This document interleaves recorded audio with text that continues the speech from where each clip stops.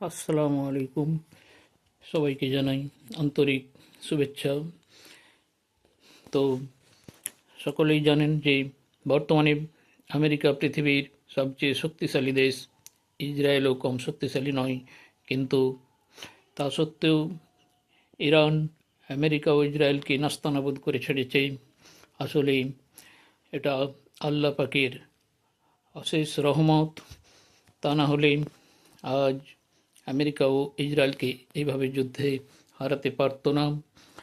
তবে শেষ পর্যন্ত আমেরিকা যুদ্ধে জিততে না পারলে তারা আণবিক বোমা বিস্ফোরণ করতে পারে, এটাই সন্দেহ হচ্ছে।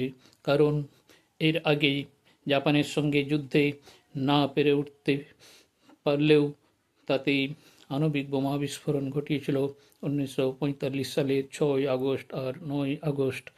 তো এই যুদ্ধেও তারই সম্ভাবনা থেকে যাচ্ছে, কারণ আমেরিকার সেনারা যেভাবে পরাক্রান্ত হয়ে যাচ্ছে, পরাজিত হচ্ছে, তাতে করে আমেরিকার পক্ষে আর কিছুই করার থাকছে না আণবিক বোমা ছাড়া। তো সবাই দোয়া করতে থাকুন যাতে এই যুদ্ধে ইরান বিপুলভাবে জয়ী হয়, আমেরিকা যাতে নাস্তানাবুদ হয়ে যায়। তো আশা করি ভিডিওটি সকলেই সবার মধ্যে শেয়ার করে দেবেন ও একটি লাইক করবেন। আজ এই পর্যন্ত, পরবর্তী ভিডিওগুলি দেখার জন্য অপেক্ষা করুন।